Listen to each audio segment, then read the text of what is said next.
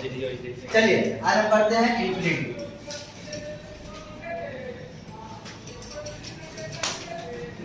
देखिए इंफिनिटिव में एक वर्ड होता है एनजीएस, लिखिएगा एनजीएस, एनजीएस, एनजीएस,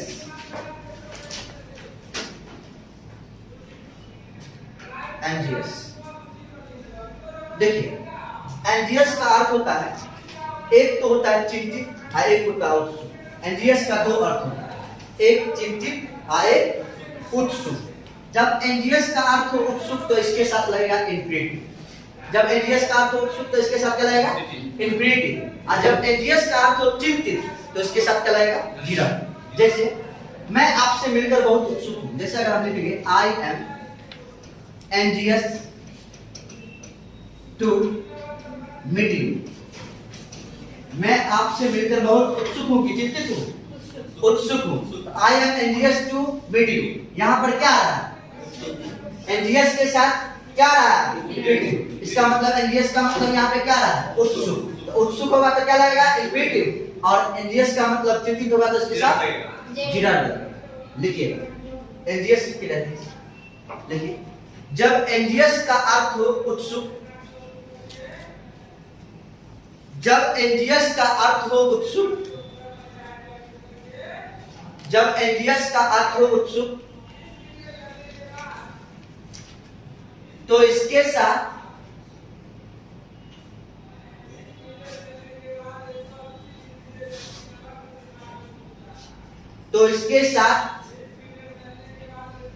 इंफिनिटिव का प्रयोग करते हैं, तो इसके साथ इंफिनिटिव का प्रयोग करते हैं।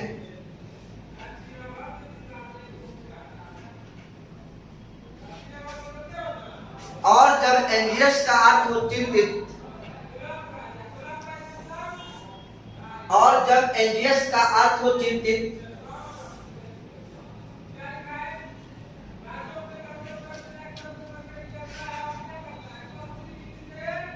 तो इसके साथ जिरंड का प्रयोग होता है।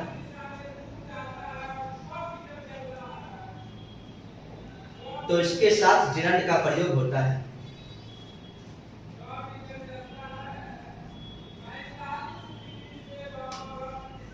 तो इसके साथ जिरंड का प्रयोग होता है।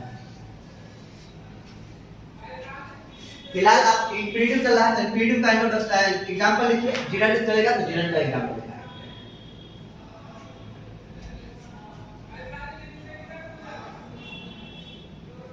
I am anxious to meet you. I am anxious to meet you. समझ में आया? एनजीएस का कितना मीनिंग? कौन?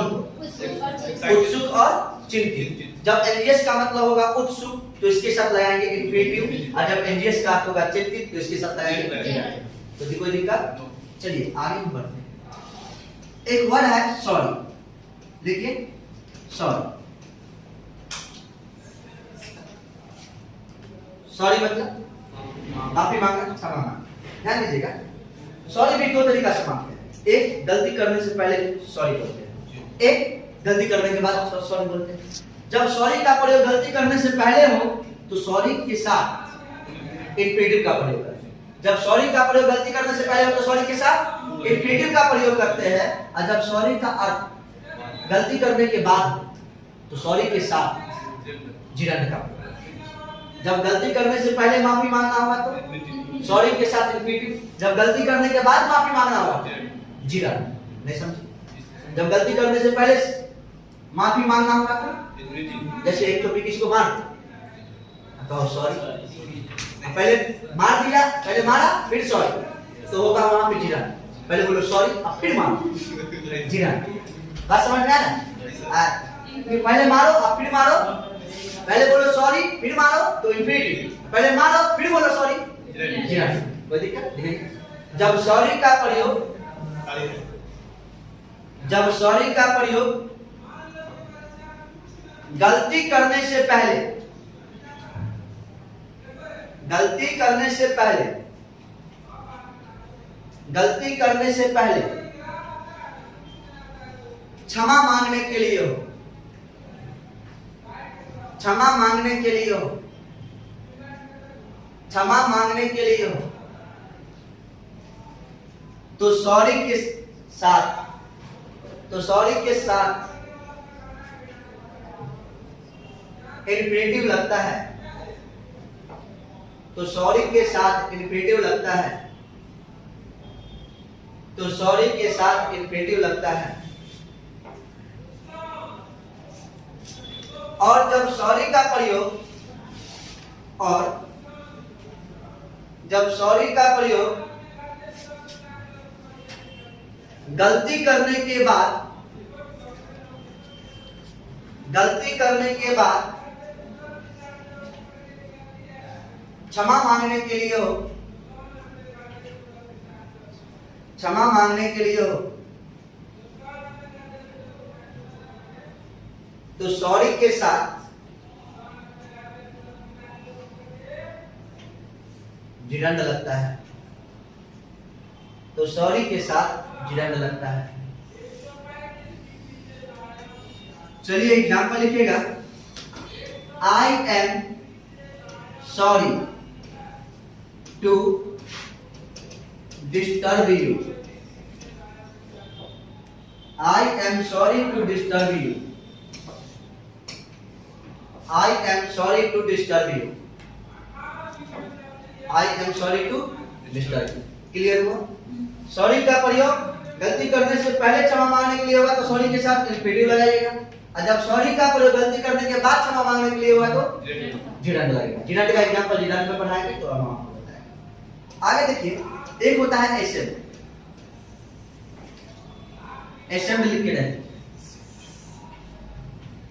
एसेंड,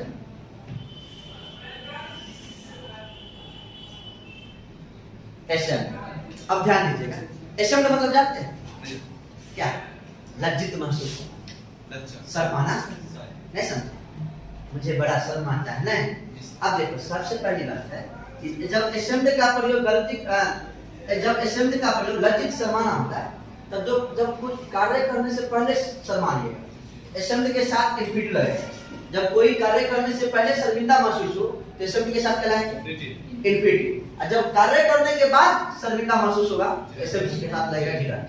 शर्मिंदा भी दो तरीका से होगा ना, उसको बोलो ना, बोलने में शर्म आता है ना, तो एसेंड के साथ क्या लगाएंगे? इन्फिनेटिव। बोलने में शर्म आता है मतलब बोलने से पहले शर्म आता है, ठीक, तो वहां पे इन्फिनेटिव लगाएंगे। अब कोई कार्य करने के बाद शर्मिंदा महसूस होगा तो इसके साथ क्या लगाएंगे? जिरंड। देखेंगे एसेंड लिख के रहे। जब एसेंड का प्रयोग, जब एसेंड का प्रयोग, जब एसेंड का प्रयोग कोई कार्य करने में, कोई कार्य करने से पहले, कोई कार्य करने से पहले शर्मिंदा महसूस हो, शर्मिंदा महसूस हो, शर्मिंदा महसूस हो, तो इसके साथ, तो इसके साथ, तो इसके साथ इन्फिनेटिव का प्रयोग होता है, तो इसके साथ इन्फिनेटिव का प्रयोग होता है, तो इसके साथ इन्फिनेटिव का प्रयोग होता है। और कोई कार्य करने के बाद, और कोई कार्य करने के बाद शर्मिंदा महसूस हो, शर्मिंदा महसूस हो,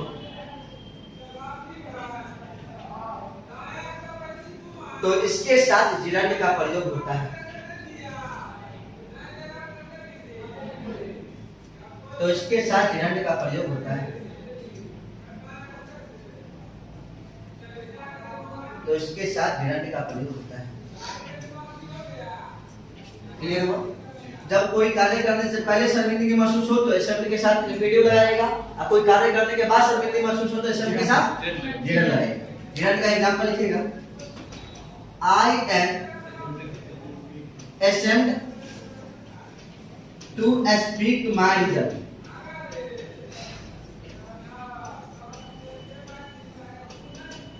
I am ashamed to speak my result. I am ashamed to speak my result. I am ashamed to speak my result. चलिए नेक्स्ट वर्ड है इंटरेस्ट. इंटरेस्ट लिख के रख दीजिए. इंटरेस्ट पता है इंटरेस्ट मतलब क्या होता है? रुचि लेना. नहीं तो देखिए इंटरेस्ट भी दो तरीका से होता है. कोई कुछ बोल कर रुचि लेता है, इंटरेस्ट लेता है, और कोई कुछ करके रुचि लेता है. इसका मतलब है जब कोई कुछ बोलने में रुचि लेना, जब किसी व्यक्ति को कुछ बोलने में रुचि लेना हो तो इंटरेस्ट के साथ इन्फिनिटिव लगेगा. जब कुछ करने में रुचि लेना हो तो इंटरेस्ट के साथ झिड़क का प्रयोग. इंटरेस्ट लिख के रहे. जब इंटरेस्ट का प्रयोग जब इंटरेस्ट का प्रयोग कुछ बोलने में रुचि लेना हो, कुछ बोलने में रुचि लेना हो, कुछ बोलने में रुचि लेना हो तो इंटरेस्ट के साथ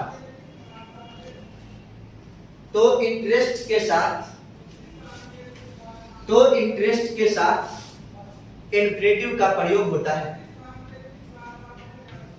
तो इंटरेस्ट के साथ इन्फिनेटिव का प्रयोग होता है.